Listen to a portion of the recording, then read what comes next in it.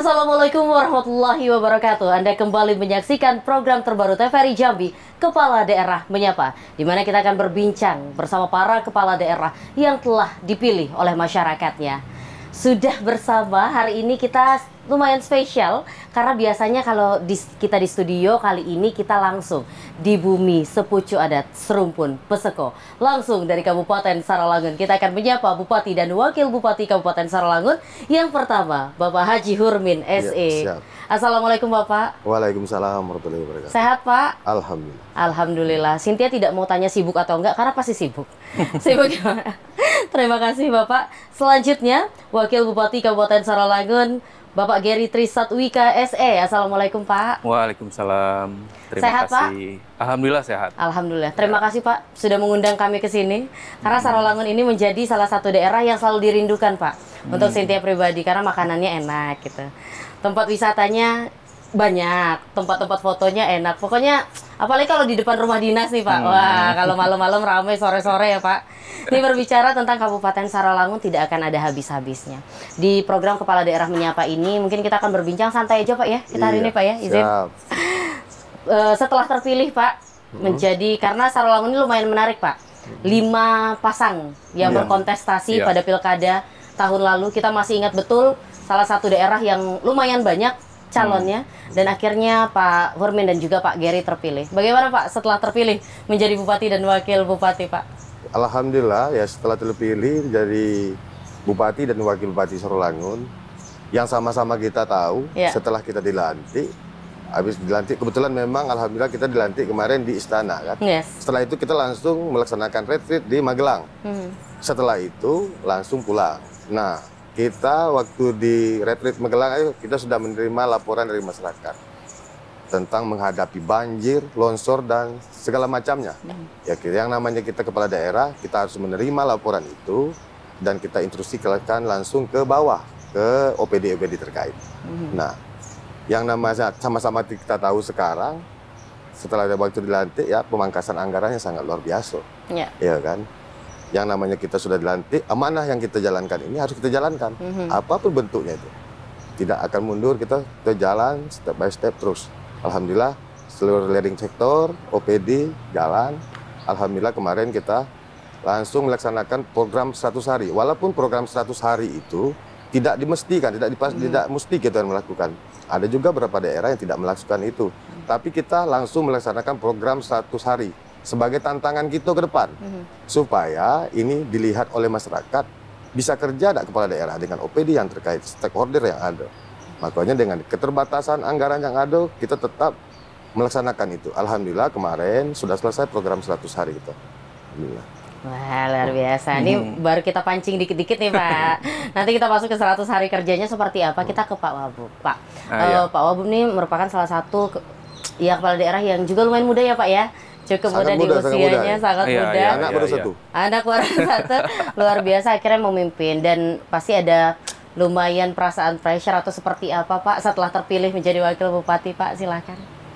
Ya tentu, ya kita sebagai kepala daerah yang bisa dibilang tergolong muda lah ya. Masih di bawah 40 tahun, tentu ini tantangan-tantangan dan juga amanah yang harus kita emban ke depan ini memang tidak mudah. Kami selaku anak muda tentu yang banyak contoh-contoh dan juga banyak kita bisa belajar dari pemimpin-pemimpin kita terdahulu, dan juga banyak juga kawan-kawan kita yang siap juga untuk membantu untuk kemajuan Kabupaten Saralangun ini. Insya Allah kami cukup percaya diri lah untuk sama-sama kita membangun Kabupaten Saralangun ini meskipun masih di usia yang tergolong muda. Ya mudah-mudahan. Kalau Cynthia bilang sih perfect combo Pak. Satu memang sudah matang, senior seperti itu Pak Bupati, Pak Wakil Bupati yang dengan usianya masih muda, harusnya banyak gebrakan-gebrakan yang nanti akhirnya bisa dihasilkan Pak ya. Itu harapan kita semua. Dan tadi sudah Pak Bupati singgung juga masalah 100 hari kerja tetap berjalan meskipun ada efisiensi anggaran seperti itu. Ini kan sebuah tantangan ya Pak. Tapi kan seperti yang Bapak bilang, kita harus tetap running, kita harus tetap berjalan dengan keluhan-keluhan masyarakat yang ada. Tapi akhirnya mungkin skala prioritas akan Bapak bangun ya. Yang mana program yang mau Bapak dahulukan dengan anggaran yang tersedia. Mungkin bisa diceritakan Pak prioritas-prioritas kita Pak. Ya Alhamdulillah memang kita turun ke masyarakat sekarang selalu menyampaikan dengan keterbatasan anggaran. Ya. Tapi bukan jadi alasan bagi kita. Nah, dengan keterbatasan anggaran ini, bagaimana kita memanage anggaran yang sedikit ini bisa langsung dirasakan masyarakat. Nah, salah satu program tentang peningkatan infrastruktur. Nah, di situ program kita dalam visi dan misi kita itu kan ada namanya program jalan lancar. Artinya masyarakat itu kalau bisa pas hujan masyarakat tidak bisa lagi masyarakat masih bisa melalui dengan program jalan lancar tadi. Nah, artinya dengan keterbatasan ini kita akan membuat jalan di desa-desa dengan keterbatasan anggaran tadi. Kita mungkin bikin pengerasannya, drainasinya yang mungkin selama ini tersumbat. Nah, itu yang kita kejar dulu dan bekerja sama dengan pihak-pihak dengan perusahaan yang kita datangi minta bantu, ya kan? Nah, dengan bahu-membahu juga dengan masyarakat juga. Sekarang masyarakat sekarang harus campur tangan, dari dulu harus macam itu. Apalagi dengan keterbatasan anggaran ini, kalaulah memang masyarakat berpikir ini tugasnya kades, tugasnya camat, tugasnya bupati. Nah, kita tidak bisa jalan. Itu memang harus melibatkan masyarakat dengan anggaran yang terbatas ini. Semangatlah. Yang jelas semangat kita tidak akan pudar. Dengan cara-cara kita, masyarakat kita membangun Serolangun yang seluas ini, ya kan 5.900 sekian kilometer persegi. Ini tidak cukup dengan kami berdua dengan Pak Wabub saja. Ya. Pasti kita bersama, bahu-membahu. Berhasilnya Serolangun itu pasti didukung oleh masyarakat dan stakeholder yang ada. Ini optimis Pak, apa yang Bapak cita-citakan untuk jalan lancar di Serolangun ini bisa terlaksana dengan defisit anggaran yang kita rasakan ini Pak? Insya Allah optimis gitu. Berusaha dulu Pak ya? Berusaha dulu. Sinergi kolaborasi seperti itu ya Pak? Apalagi di PU itu kita sekarang ada juga program kita namanya gotong royong itu. Gotong royong, makanya kita ada program itu kita siapin bahannya. Bahannya, semen, misal gorong-gorong segala macamnya. Nah nanti kerjonya itu kita langsung misal di desa itu, laporan dari kepala desanya. Langsung bikin laporan, ini kendala di situ, kita siapin bahan, kita langsung ikut sama-sama gotong royong di situ dengan masyarakat setempat ikut bersama-sama itu gotong royong bersama. Jadi masyarakat merasakan ini loh kerja dia. Dia bikin ikut ketika dia ikut kerja berarti dia merasakan punya di situ. Nah. Ini loh kepala daerah yang merangkul, mengajak semuanya biar merasa memiliki Serolangun seperti itu Pak ya. Bukan Pak Bupati dan Pak Wakil Bupati saja. Nah, ini menarik Pak Wabub tadi disampaikan oleh Pak Bupati banyak program-program yang kita bisa mengatakan ini adalah bentuk sinergi, bentuk kolaborasi yang kita bangun dengan berbagai pihak, bahkan dengan masyarakat langsung Pak ya, langsung masyarakat desa, kepala desa juga terjun langsung. Alhamdulillah memang saya tambahkan sedikit, TNI, Polri, Kejaksaan, semua juga ikut ya Pak? Ikut, semangat. Nah, insya Allah besok kami akan melaksanakan gotong royong lagi ke depan, tiap hari Jumat. Nah, program ini kita berkelanjutan. Pertamanya awalnya kita per kecamatan, setelah itu kita akan turun desa ke desa. Itu berbagi dari 4 dapil, insya Allah kita bikin timnya ke depan lagi ke depan. Masya Allah, ini baru merangkul Pak ya, kita rangkul semuanya. Ini gimana kalau dari Pak Wabub, sinergi dan kolaborasi yang dibangun seperti ini Pak? Iya, tentu kalau mengingat tadi yang sudah diceritakan Pak Bupati, memang keterbatasan anggaran kita ini belum tahu sampai kapan. Ya. Jadi makanya kami beranggapan bahwa budaya gotong royong ini bisa menjadi kekuatan kita yang sangat besar ke depannya. Karena semua dari elemen masyarakat, unsur Forkopimda, seluruh kades, camat, kalau semuanya kompak dan seluruh lapisan masyarakat itu kompak, kita yakinlah masyarakat juga mengerti terhadap pemerintahan dan juga kami dari pemerintahan juga mengerti keluhan dari masyarakat. Jadi kita mau ngajak, ayo bangun ini sama-sama. Bahwa tidak ada yang kami tutup-tutupi, tidak ada juga yang kami tidak ingin membangun. Semuanya ingin kita bangun dan ini butuh kerjasama dari seluruh pihak. Dan mudah-mudahan ini berjalan lancar selama 5 tahun ke depan. Dan juga mudah-mudahan ada juga dari kelonggaran-kelonggaran dari pemerintah pusat terkait dengan keterbatasan anggaran ini. Mudah-mudahan kita sama-sama berdoa dengan sinergi kita, gotong royong kita, kekuatan kita bersama ini bisa menjadi fondasi untuk membangun Kabupaten Serolangun lebih baik lagi ke depannya. Amin. Nah, ini menarik Pak Bupati disampaikan ketika gotong royong ini mulai berjalan gitu. Kita mulai dari kecamatan, lalu kita ke desa-desa. Tapi kan kadang masyarakat ini di awal nih semangat nih Pak. Nah, gimana nih? Apakah ada regulasi-regulasi yang mungkin bisa Bapak bangun seperti itu agar ini berjalan terus sampai memang selesai dengan target yang Pak Bupati dan Pak Wakil Bupati inginkan gitu? Ya insya Allah memang kalau nyampe gotong royong itu bersama tetap kita jalankan terus. memang kendala di lapangan kadang banyak juga, ada yang tidak mau ikut. Tapi tetap kami sampaikan. Yang mau ikut silakan, tidak mau ikut tidak apa-apa. Tapi insya Allah tidak dipaksakan. Insya Allah mudah-mudahan itu bakal ikut lah Bu. Makanya kita, walaupun nanti ke depannya masyarakat belum, kita tetap turun. Nah, Bapak dan Pak Wabu mungkin akan seluruhnya kita turun terus. Nah, kita yakin budaya gotong royong di Serolangun ini masih jalan lah. Nah, masih jalan. Sebab apa, gotong royong itu bukan sekedar kita apa yang kita selesaikan di hari itu gotong royong saja. Kita mungkin selama ini yang tetangga yang tak ketemuan ya kan, dengan kesibukan kita masing-masing. Nah, dengan gotong royong mungkin kita senda gurau di lapangan, akhirnya baik. Nah, komunikasi itu bisa jalan. Bukan sekedar kita infrastruktur yang kita baik, mungkin hubungan yang selama ini yang kurang harmonis dengan tetangga, apalagi ini kita ada pilkada segala macam. Kadang gesek-gesekan sedikit tuh kan pasti ada. Nah, kita ini harus dikumpulkan lagi. Tidak ada lagi yang 1, 2, 3, 4 dan 5 Ibu bilang tadi. 5 kandidat tidak ada lagi. Yang jelas bagaimana kita menatap Serolangun yang lebih baik ke depan. Nah, ini menarik kalau kita berbicara tadi tentang salah satu program gotong royong. Ini juga salah satu upaya untuk meningkatkan sumber daya manusianya, Pak ya. Yang kita sepakat bahwa SDM kalau di daerah katakanlah di Sarolangun gotong royong kerjasama itu masih kental, katakanlah seperti itu. Terus juga Cynthia dengar ada program yang juga sudah Bapak jalankan, yakni yang Gerakan Masyarakat Cinta Masjid, Pak, kalau tidak salah. Ini seperti apa? Apakah ini juga salah satu bentuk peningkatan SDM kita, Pak? Ya, alhamdulillah kemarin memang kami habis retreat itu pertama kali kerja tuh kami langsung rapat OPD. Setelah itu zuhur kami langsung meluncurkan Gemas Tajid itu, Gerakan Masyarakat Cinta Masjid. Kita sudah melaksanakan itu pas waktu zuhur, asar di kantor itu seluruh stop. Kita akan melaksanakan sholat berjemaah. Itu sampai ke kecamatan-kecamatan. Nah, itu pun kami lakukan. Kapan-kapan nanti kami turun langsung ke OPD, ke kecamatan, melihat ada orang nih melaksanakan gerakan masyarakat cinta masjid, gerakan sholat berjemaah itu. Supaya kenapa? Kalau kita nih sudah jalan semuanya, baik dari segi agamanya, mudah-mudahan rahmat itu turun. Itu harapan kita. Nah, kita tidak boleh gerakan kita, walaupun kita kerja sekuat apapun, kalau rahmat tidak turun, juga susah. Kita minta rahmat dari Yang Maha Kuasa. Itu yang lebih penting. Berkahnya dulu ya Pak Berkahnya dulu ya. Baru nanti bisa jalan semua program-program insya Allah ya Pak. Nah Pak Wabu, ini juga menarik Gerakan Masyarakat Cinta Masjid, di mana tadi Pak Bupati sampaikan selama jam kantor berarti Pak ya, zuhur dan juga asar kita harapkan berjalan lah. Itu bagaimana Bapak Manang? Seberapa urgent atau urgensi dari peningkatan sumber daya manusia di bidang spiritual seperti ini Pak?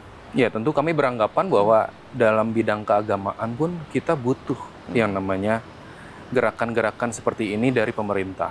Yang kita galakkan lagi masyarakat itu rajin ke masjid, dan juga seluruh dari lapisan pemerintah itu pun memberikan contoh.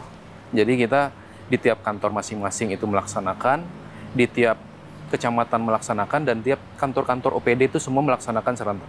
Dan kami juga melaksanakan juga Jumat itu keliling. Jadi sekaligus kita juga menyapa masyarakat. Juga sekaligus juga saling ngobrol di sana, jadi bisa tahu apa keluhan dan juga apa yang kira-kira isu terkini di masyarakat setempat.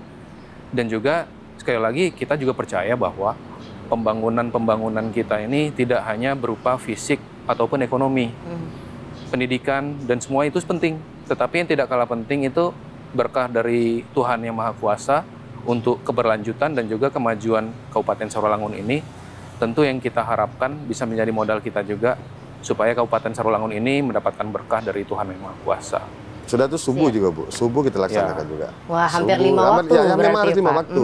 Cuma launchingnya kalau kita di kantor kan zuhur sama asar. Iya, karena itu jam kantor ya jam Pak. kantor. Nah, setelah itu terus maghrib, isya, subuh. Jadi terus kita dorong. Kalau kata Pak Wabu, ya pemerintah juga harus hadir Pak ya, walaupun ini berkaitan dengan spiritual personal masing-masing gitu. Tapi pemerintah pun akhirnya hadir. Nah, berbicara tadi tentang 100 hari Pak yang kita kerjakan, walaupun ya tidak wajib lah Bapak katakan seperti itu ya. 100 hari program ini pasti banyak kendala-kendala Pak. Ya tadi sudah berbicara tentang efisiensi. Namun dalam 100 hari ini apakah ada katakanlah seperti infrastruktur tadi mungkin terkendala dengan efisiensi dan lain-lain. Ada tidak Pak kendala-kendala lain dalam menjalankan program-program lainnya Pak? Alhamdulillah kalau program 100 hari kemarin kita sudah stop, sudah kita ini expose semua, sudah alhamdulillah berjalan, penataan kota, drainase, segala macamnya sudah jalan. Dan kita berani kemarin langsung nyampaikan ngumpul media, kita expose langsung, ya. Nah, jangan nanti orang berpikir program 100 hari Pak Bupati sampai di mana. Nah, makanya kita langsung kita sampaikan kemarin. Alhamdulillah berjalan. dengan keterbatasan anggaran, yang dengan cara-cara kita masing-masing lah. Kami terima kasih banyak dengan OPD terkait, memang sangat semangat. Nah, entah dari mana dia cari akal gitu, yang penting jalan. Nah, alhamdulillah. Program jalan-jalan lancarnya memang sudah jalan, tapi memang kita ini kan kalau untuk infrastruktur jalan, apalagi memang tanah, itu kan kita melihat dengan cuaca. Kadang alat sudah standby, material sudah standby, tapi kan kalau cuacanya masih, curah hujannya masih tinggi, pasti kita tunggu dulu dengan agak aman dikit baru kita kerjakan itu. Tadi yang Bapak katakan setelah retret akhirnya ada banjir, longsor, dan katakan hal-hal seperti itu. Bagaimana Bapak di awal-awal kepemimpinan langsung dihadapkan ini Pak? Ya, itulah tadi kami kerjasama bahu-membahu. Kalau ada perusahaan di situ kita minta bentuk perusahaan, kalau ada alat di situ kita kan punya alat juga nih. Tapi ya tak kalah penting memang kerjasama dengan perusahaan, dengan masyarakat setempat juga yang mungkin dia ada rezekinya lebih, kita minta bantu. Alhamdulillah dibantu, ya berjalan lah, ya minimal jalan yang dianggap putus itu tuh sudah kita rapikan, minimal masyarakatnya bisa lewat. Itulah pentingnya komunikasi dan relasi kepala daerah ya Pak ya, kepada banyak sektor karena bisa membantu pada akhirnya. Baiklah, masih banyak Pak yang akan kita bahas karena mungkin di aspek-aspek lain juga yang menjadi prioritas, tapi nanti kita jeda dulu izin ya Pak Bupati dan Pak Wakil Bupati. Pemirsa, tetap bersama kami akan kembali usai jeda pariwara berikut ini.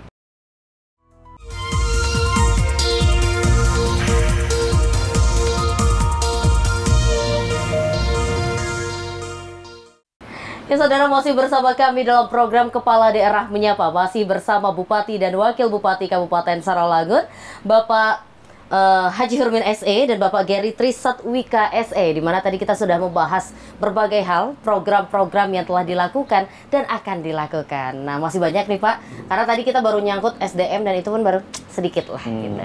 Nih kalau kita berbicara tentang program, salah satu yang menjadi mungkin keluhan ataupun dari masyarakat lah, respon-respon dari masyarakat adalah pendidikan, kesehatan, itu isu-isu yang hampir semua daerah fokuskan seperti itu Pak. Kalau di Saralangun seperti apa Pak untuk program-program yang menyasar pada kesehatan Pak? Baik, kalau masalah program kesehatan memang sasaran utama kita, ini kan menyangkut pelayanan.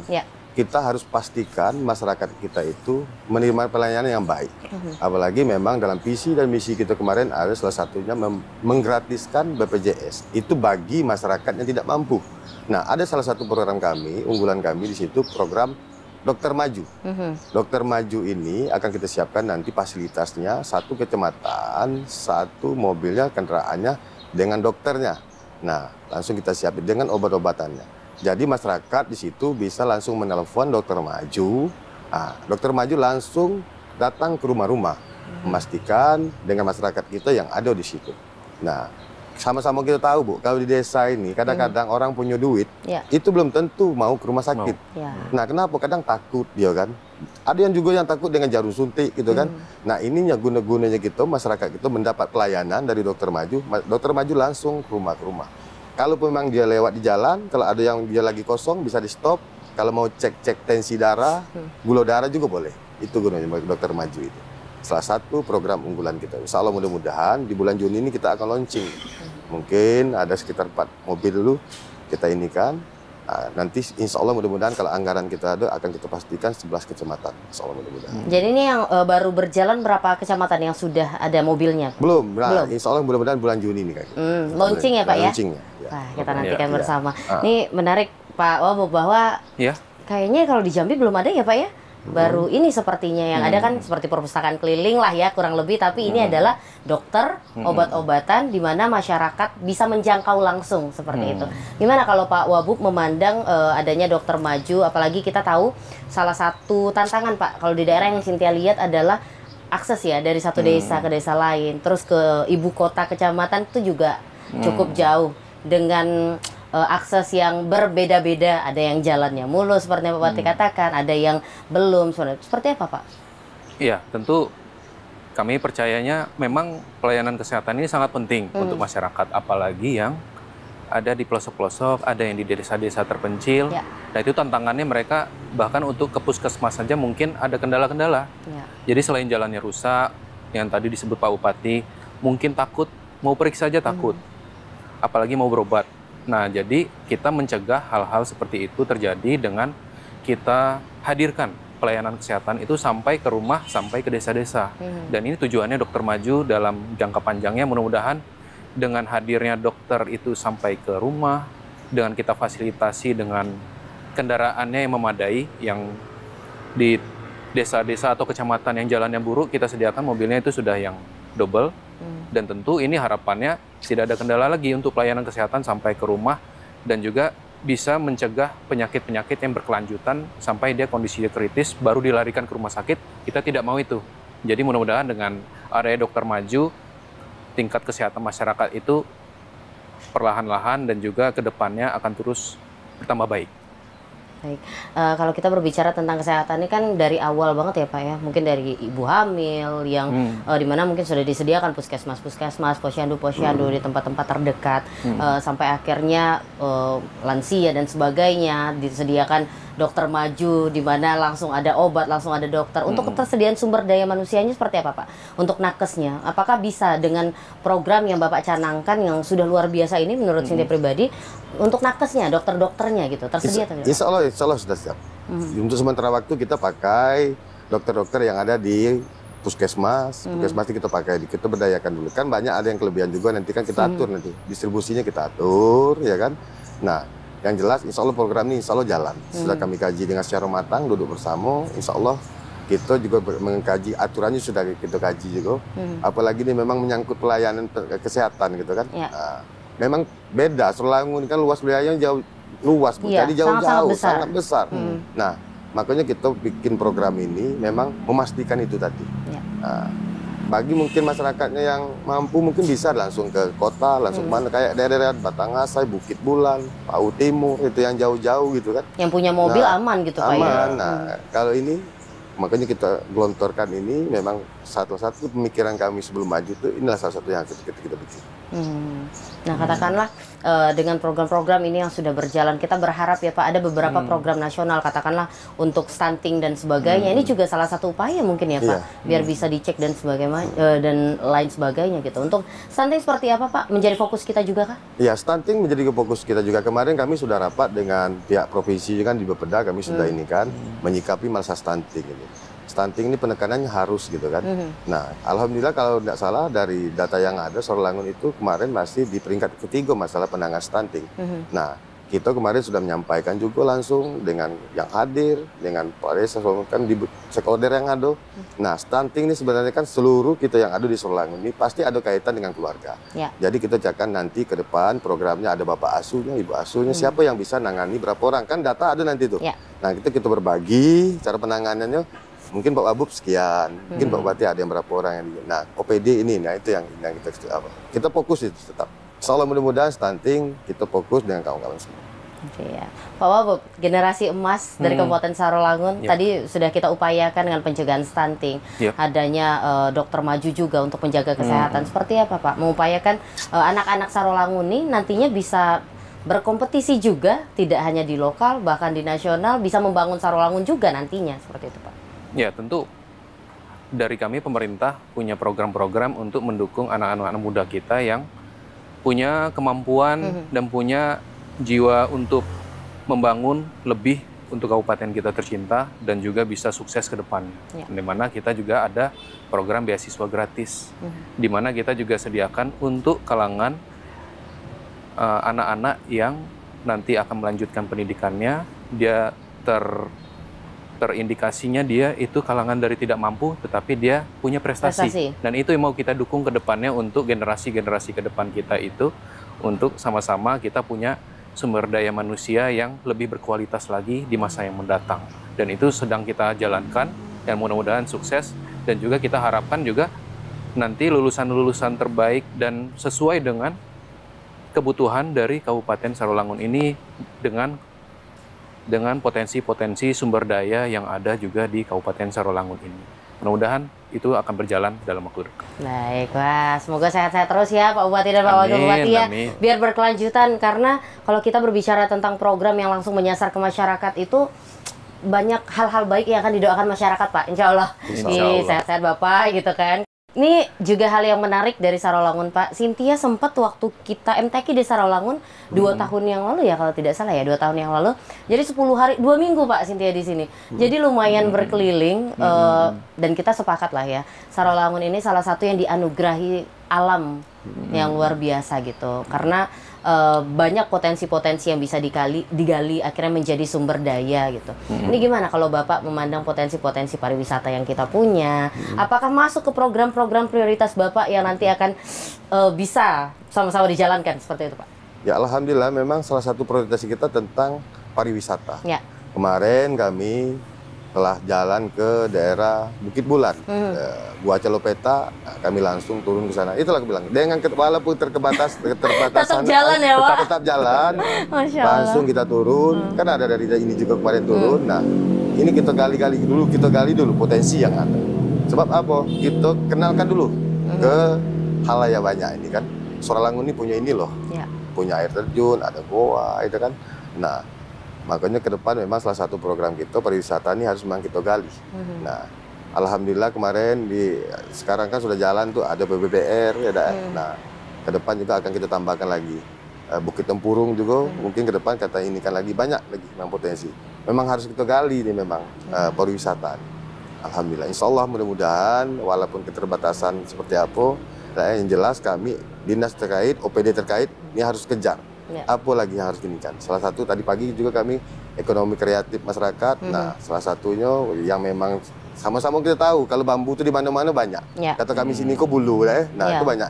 Harus kita bikin. Tapi salah satunya untuk menarik minat orang ini harus memang pariwisata ini harus banyak lah gitu. Orang tahu Sarolangun seperti apa, pas dia pulang dia beli apa. Ya, jadi sinergi ya Pak, dalam artian pariwisatanya naik, UMKM-nya juga meningkat seperti itu. Nah, ini Pak Wapu menarik kalau kita berbicara tentang pariwisata, katakanlah sebenarnya Sarolangun ini tidak terlalu jauh juga dari kota, jadi bisa banget dijual, bahkan untuk nasional juga gitu ya Pak ya, nasional bahkan internasional. Gimana nih Pak upaya-upaya agar pariwisata kita tuh semakin kuat? Mungkin sebagai kepala daerah muda gitu, lebih kreatif dalam artian berdigitalisasi katakan. Apakah ada upaya-upaya untuk digital marketing kita gitu Pak? Ya tentu memang peluang-peluang kita di bidang pariwisata itu masih sangat besar, karena memang alamnya pun masih asri banget. Masih murni dan juga memang pemandangannya luar biasa, dan itu butuh memang promosi yang luar biasa, masif, dan juga di zaman sekarang kita butuh kampanye digital yang lebih masif lagi, yang itu kedepannya akan kita bangun juga infrastrukturnya untuk promosi digitalnya. Dan ini harapan kedepannya bisa menarik banyak wisatawan datang, dan juga dari situ tumbuhlah ekonomi baru, alternatif baru bagi masyarakat yang memiliki kawasan wisata untuk punya penghasilan yang bisa suatu saat bisa jadi penghasilan utama mereka. Nah, jadi UMKM-nya hidup di sana, pariwisatanya hidup, dan juga kreativitas yang harus kita dukung yang sekarang ini untuk kampanye digital kita dan juga maupun promosi kita di berbagai lapisan masyarakat, baik itu di dalam Kabupaten Sarolangun, baik itu di satu provinsi Jambi maupun di nasional. Dan juga ini butuh peran anak-anak muda kita yang kreatif dan juga punya niat untuk membangun Kabupaten Sarolangun ini. Dan juga saya ngajak juga kawan-kawan untuk berkontribusi juga. Dan juga tentu untuk tantangan ke depannya dan juga untuk kemajuan pariwisata juga. Memang di pariwisata ini kita tidak bisa terbatas hanya dengan pemerintahan. Harus banyak pihak yang terlibat di situ. Baik itu dari masyarakat, anak mudanya, masyarakat setempat, dan juga dari pemerintahan juga ada peran di situ. Dan juga dari investor-investor di tempat wisata yang bersangkutan. Dan itu harus sinergi betul, dan ke depannya mudah-mudahan pariwisata Kabupaten Sarolangun lagi nanti ke depannya makin baik lagi. Harapan kita bersama ya Pak, jangan sampai hanya kita aja Pak yang lihat indahnya Sarolangun. Masyarakat luar juga harus lihat dan harus tahu gitu. Jadi kalau liburan nggak jauh-jauh, jadi masyarakat Jambi khususnya lah, dari luar-luar, dari kota Jambi udah healingnya ke Sarolangun aja. Nah, sering mampir ke sini karena enak-enak makanannya. Nih Pak Bupati, tadi Bapak juga sudah menyinggung sedikit bahwa ketika pariwisata naik, otomatis geliat ekonomi yang lain juga meningkat, UMKM. Ini gimana Pak kalau dari sektor UMKM Pak? Alhamdulillah sektor UMKM sudah banyak jalan tuh, tapi memang campur tangan pemerintah ini harus banyak di sini. Makanya nanti ke depan kita dengan tim penggerak PKK juga, seluruh ibu-ibu, nah kita akan membuat seperti apa nih. Jadi dengan adanya bergerak UMKM, kreatif masyarakat ini, nah harus ada wadahnya, tempat dia di mana dia ada yang nerimo dia, gerak kerja dia gitu kan. Mungkin pelatihan juga secara masif kita lakukan ya Pak? Ya alhamdulillah tadi pagi itu ada pelatihan juga kita lakukan dari Dinas Dispupora kan. Nah makanya memang saya sampaikan di situ tadi. Setiap apapun yang kita lakukan, kita harus yakin dulu. Yakin dengan apa yang kita kerjakan. Kadang-kadang masyarakat kita ini kan, ayo cubu-cubu lah. Nah itu tidak boleh, Tuhan dengar tuh. Kita harus yakinkan dulu setiap apa yang harus kita kerjakan itu. Insya Allah dengan kita serius, mungkin ada jalan di situ. Gitu. Mungkin awalnya bisa kecil-kecilan, kita nggak tahu ke depannya seperti apa gitu ya Pak ya. Mungkin kalau kita berbicara tentang UMKM Sarolangun, ini yang paling terkenal tuh roti ya Pak mungkin. Sehingga makanya kalau ke Sarolangun oleh-olehnya cari roti Pak. Roti Rido ya. Roti Sarolangun yang luar biasa sih enaknya dan memang beda rasanya. Mungkin hal-hal seperti ini terlihatnya kecil tapi kita sepakat ya Pak ketika pandemi pun UMKM ini adalah sektor yang tidak mati gitu. Jadi bisa membantu untuk geliat ekonomi. Nah, Pak Wabub kalau melihat sektor UMKM Pak, ada tidak Pak hal-hal yang dirasa harus kita tingkatkan terus di sektor UMKM, entah itu dari kita makanannya udah enak, mungkin dari segi packaging kah, dari segi pemasaran kah, itu seperti apa Pak? Ya tentu yang harus kita tingkatkan, yang dimana kita punya banyak potensi-potensi produk yang bisa kita jual dan bisa kita kedepankan dari Kabupaten Sarolangun ini. Ada batik di situ, ada juga kue-kue di situ, roti, dan juga terkait juga banyak kuliner-kuliner kita yang nggak kalah enak dengan daerah-daerah lain. Dan ini harus kita tonjolkan bersama dengan kemasan-kemasan yang lebih baik, produksi yang lebih efisien, yang itu harus kita tingkatkan. Dan juga yang nggak kalah penting tadi juga tetap promosi di bidang digitalnya. Dan itu harus kita dorong sama-sama melalui nanti pelatihan-pelatihan yang bisa kita tingkatkan di Kabupaten Sarolangun ini, baik itu pelatihan maupun itu seminar dan berbagai macam bentuknya. Ini kita mau dukung UMKM ini supaya naik kelas ke depannya. Jadi dari skala kecil-kecilan dia bisa naik kelas, bisa ke kelas menengah. Nanti banyak lagi usaha yang kecil lagi yang bisa naik kelas lagi. Nah jadi akhirnya semakin banyak UMKM kita yang bergerak. Jadi insya Allah ekonomi kita secara keseluruhan naik juga. Dan memang UMKM ini sektor yang tidak kenal oleh zaman. Iya. Tidak kena efisiensi Pak. Iya betul. Dan alhamdulillah memang Bu, kami sama Pak Wabub nih, waktu sosialisasi saja Bu, kami sudah memakai batik Sarolangun. Ini sekarang Bapak juga ya? Alhamdulillah, ini batik Sarolangun. Saya semenjak sosialisasi, apalagi sudah dilantik kemarin, alhamdulillah menang. Setiap batik yang saya pakai itu khusus batik Sarolangun. Saya bangga memakai batik Sarolangun. Nah itu pun kalau ada teman di mana saya kirim, biar lebih mengenal nih. Oh bagus juga batik Sarolangun. Nah, kita harus bangga nih dengan apa yang ada dengan kita. Bagus loh, keren ya, nggak kalah loh sama batik-batik ini. Kayaknya Cynthia habis ini harus main-main ke batik Sarolangun deh. Ini harus cari-cari batik biar besok wawancara sama Bapak lagi kita berdialog. Cynthia udah bisa pakai batik Sarolangun Pak ke sini. Kita jeda dulu Pak ya. Izin nanti kita lanjutkan pemirsa, tetap bersama kami akan kembali usai jeda pariwara berikut ini.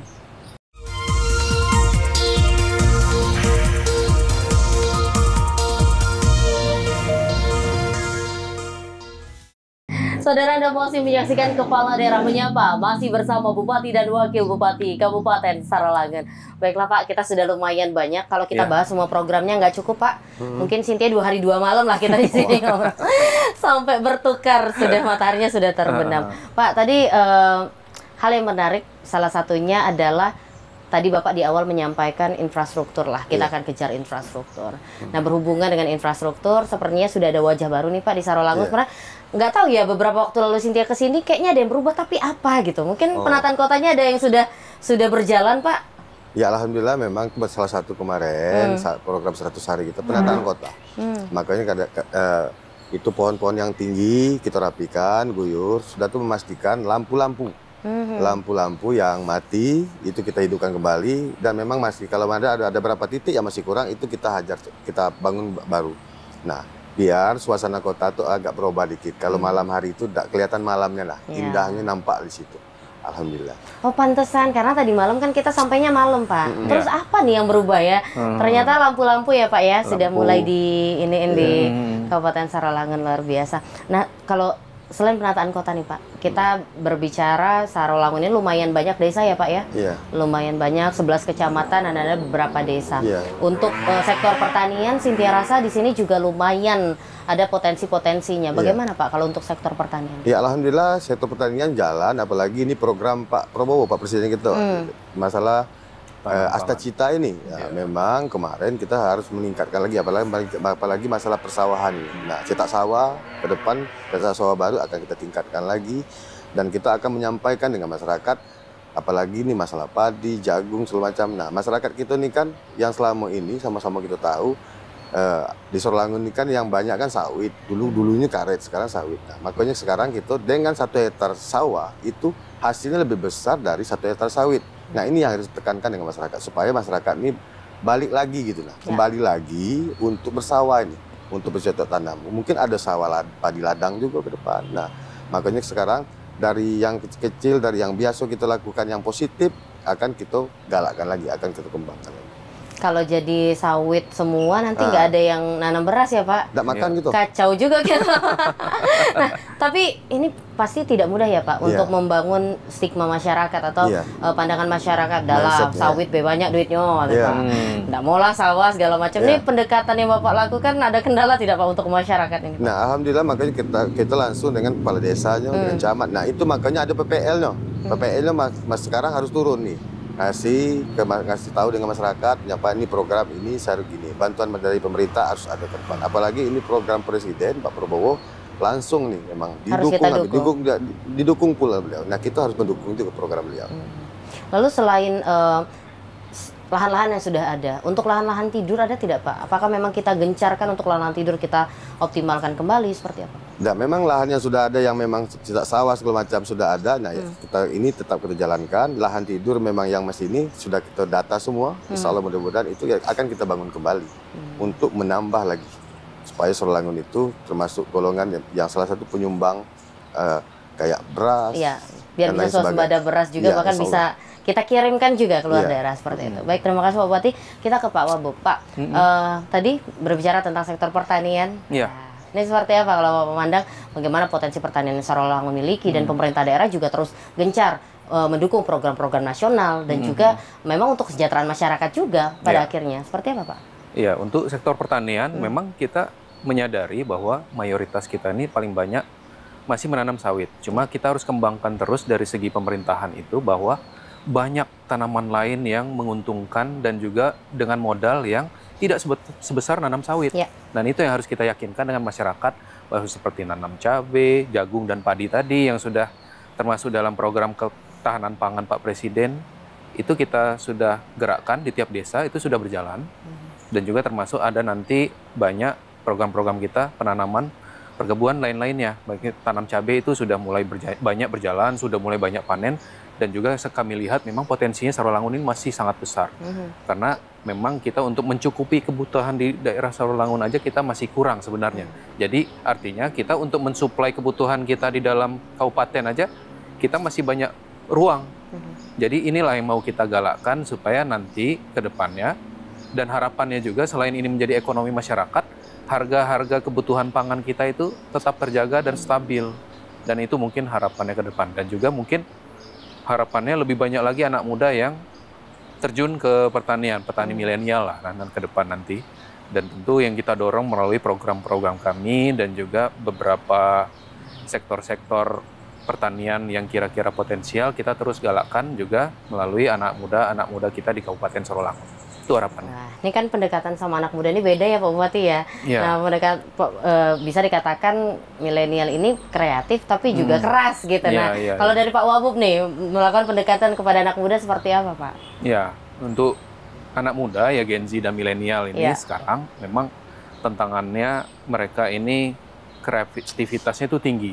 Cuma memang tantangan zamannya itu berbeda dengan kita dulu. Ya, saya sedikit merasakan dan juga tetapi juga mengamati perkembangan juga generasi Z yang juga hari ini banyak sudah membaur di masyarakat. Dan ini tantangannya tentu dunia digital yang banyak godaan-godaan di sana. Dan ini yang perlu komunikasi lebih kepada anak muda kita untuk sama-sama kita produktif. Jangan kita ini karena banyak hiburan-hiburan yang sudah ada di dalam layar HP, jangan sampai kita terlena. Jadi tidak produktif anak muda kita. Dan itu makanya kita butuh forum-forum komunikasi kita dengan anak-anak muda kita, dengan mahasiswa-mahasiswa kita, itu kita terus lakukan dialog dan juga selalu mereka jika ingin ada kegiatan ataupun ada mau diskusi ke rumah bupati, ke rumah wakil bupati, itu kami selalu terima terbuka dengan ya, Pak? Terbuka. Iya. Dan itu mudah-mudahan bisa menjadi jembatan kita untuk lebih memahami anak muda dan juga mengajak keterlibatan mereka untuk membangun Kabupaten Sarolangun ini. Mungkin itu. Nah, ini tambahan menarik. sedikit Iya, silakan Pak Bupati. tentang anak muda tadi. Yang jelas kan anak-anak muda kita nih yang selama ini dia kan banyak kadang kuliah di luar. Kuliah lah. Intinya itu kuliah itu kan untuk menuntut ilmu. Nah, menuntut ilmu, mencari pengalaman. Nah, yang harus kita rubah itu mindset kita. Jadi anak-anak muda ini harus banyak membaca peluang. Peluang apa yang kira-kira. Yang penting kalau bagi kami, pengalaman kami, yang penting apa yang kita lakukan itu halal. Jauhkan sifat malu itu, gengsi. Gengsi itu harus dijauhkan, malu, gengsi. Nah, selagi itu halal, ngapain kita nak malu, ngapain kita nak gengsi. Peluang-peluang sebenarnya di depan mata kita tuh banyak. Di Sarolangun ini banyak. Nah, kita harus memanfaatkan itu, himbauan kami kepada adik-adik muda. Iya kan? Apa yang kita bisa lakukan, kecil yang kita bisa lakukan saat ini, ya kecil dulu gitu. Mudah-mudahan dengan hal yang kecil ini bisa jadi besar. Iya kan? Nah, kita kalau ketemu dengan orang yang selama ini mungkin kita di rumah, yang sampaikan Pak Wabu tadi, sibuk kita dengan digitalisasi, lihat api, mungkin kalau kita berinteraksi terus di lapangan dengan orang, mungkin mudah-mudahan nanti ketemu dengan orang baik di situ. Ada yang disampaikan begini-gini. Nah, di situ ngembang. Yakinkan apa yang kita lakukan itu trennya jalan terus. Makanya saya sampaikan, malu gengsi itu singkirkan. Kalau kita malu, wah kita ini sarjana, kita ini kita masak jualan di kaki lima. Sementara mohon maaf, yang pedagang kaki lima itu anak-anaknya banyak tuh yang kuliah hebat, banyak jadi orang hebat. Kenapa? Karena dia yakin apa yang dia kerjakan saat. Nah, ini kan menarik nih. Kita tahu bersama latar belakang Pak Bupati, pengusaha juga. Nah, ini kan tidak mudah, Pak, untuk membangun mindset tadi yang Bapak katakan, pemuda kita ya jangan mindsetnya mencari kerja gitu. Ciptakan lapangan pekerjaan. Mungkin apa nih, Pak, salah satu tantangannya untuk bisa kita mengajak anak-anak muda ini untuk membuka lapangan pekerjaan seperti itu, Pak? Ya, yang jelas itu saya sampaikan tadi. Yang jelas kita jangan segan-segan untuk memulai. Kita harus melihat peluang yang ada. Apa yang ada di kemampuan kita? Kemampuan kita makanya kita harus jujur, kita tahu apa yang ada di diri kita. Tapi kan tidak mudah seperti Bapak akhirnya memutuskan jadi pengusaha, itu seperti apa, Pak? Nah, kalau bercerita tentang saya, Bu, dari awal, dari nol. Dari SMP pun saya sudah jualan tuh. Kalau dipikir-pikir nggak ujuk-ujuk langsung jadi pengusaha besar. Jualan batu es itu tidak gampang, orang ngapain jual batu es. Ya, saya melihat ini peluangnya ada nih. Karena di desa, beberapa desa itu tidak ada yang jual itu. Nah, kita jualan batu es. Alhamdulillah, di SMP sudah bisa saya cari uang. Nah, tapi ya tidak malu. Kita ketemu lah kawan-kawan di kota nih, ya kan? Kawan-kawan kita, ngapain kita malu? Itu yang kita bisa lakukan. Nah, kita harus berani jujur dengan diri kita. Ya kita yang ini yang kita mampu, yang kita lakukan, ini lakukanlah. Persoalan ke depan itu persoalan Tuhan kok. Ya kan? Modal bukan masalah, Pak, ya? Modal bukan masalah. Yang penting modal kejujuran. Jujur kita. Kalau memang kita buntu dengan kawan minjam, ya minjam. Kalau minjam balik. Jangan kalau sudah minjam dibalik. Hilang. Itu salah satu modal. Modal kejujuran.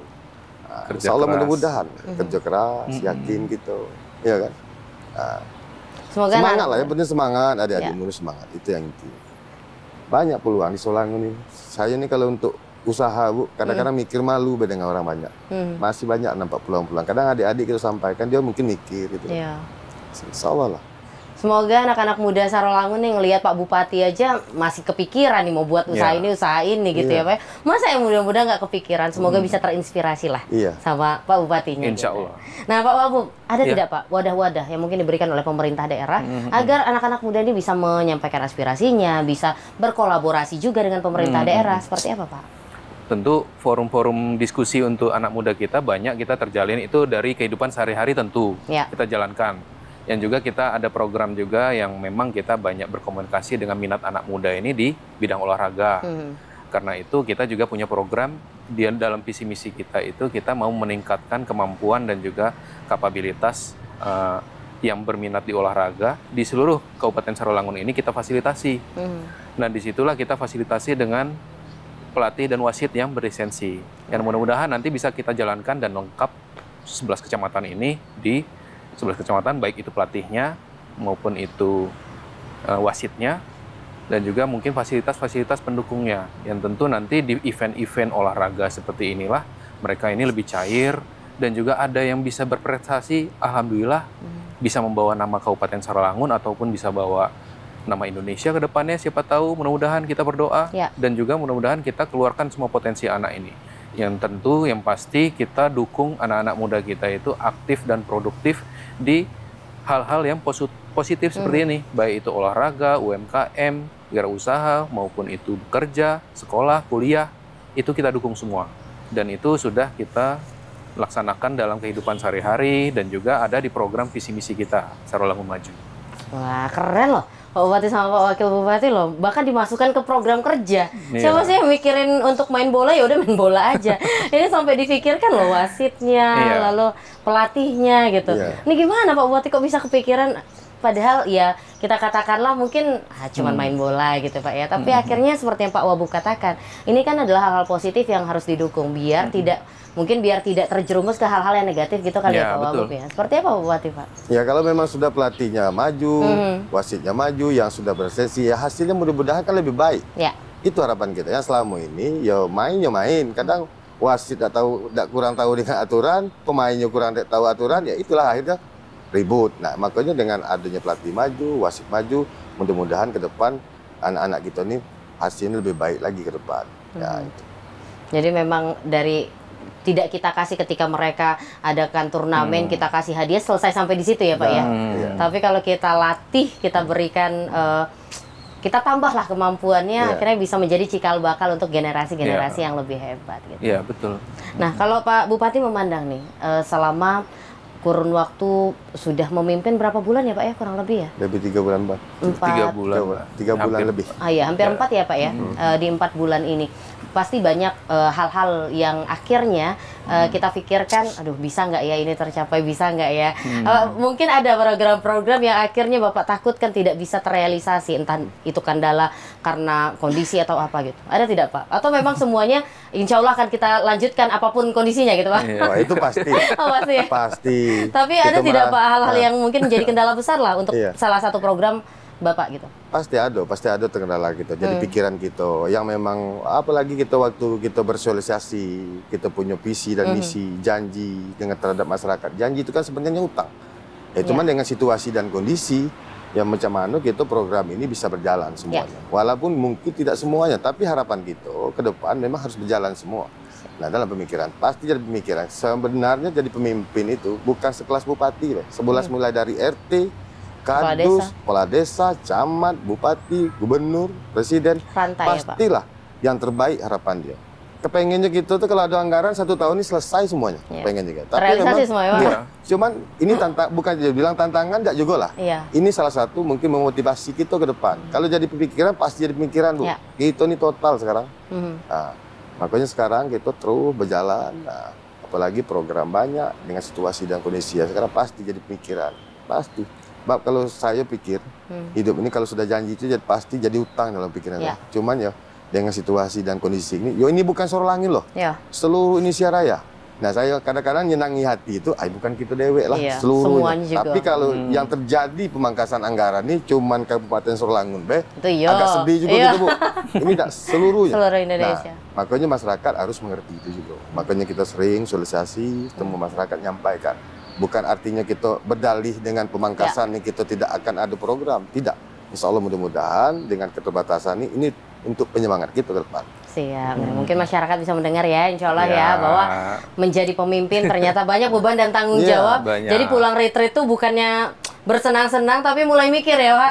Ini kapan menjalankan ini dan lain sebagainya. Semoga masyarakat juga bisa memahami seperti itu. Kita jeda dulu Pak, nanti kita lanjutkan. Pemirsa tetaplah bersama kami akan kembali usai jeda pariwara berikut ini.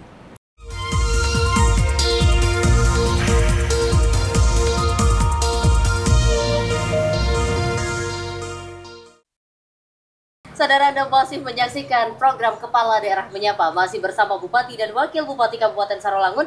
Dan tidak terasa ini sudah masuk ke segmen terakhir. Waktunya untuk pernyataan penutup, padahal masih banyak sekali yang ingin kami perbincangkan. Mungkin di lain waktu ya Pak Bupati dan Pak Wakil Bupati ya. Siap. Langsung saja untuk pernyataan penutup atau closing statementnya Pak Bupati, silahkan. Baik, terima kasih. Kami Bupati Kabupaten Sarolangun dan seluruh segenap pemerintah Kabupaten Sarolangun mengimbau kepada seluruh masyarakat Kabupaten Sarolangun. Dengan keterbatasan anggaran sekarang, kita jaga kekompakan di dalam pemerintahan Kabupaten Sarolangun ini. Yang jelas, niat baik kita bersama. Tidak mungkinlah niat baik kami bersama Pak Wabub saja. Pasti niat baik Kabupaten Sarolangun. Kita saling bahu-membahu, saling mendukung program kami yang positif. Kami juga tidak alergi dengan masukan dan kritikan saran. Kami siap menerima 24 jam di rumah kami sini, baik pun di kantor. Kalau memang program-program kami ini tidak bagus, silahkan.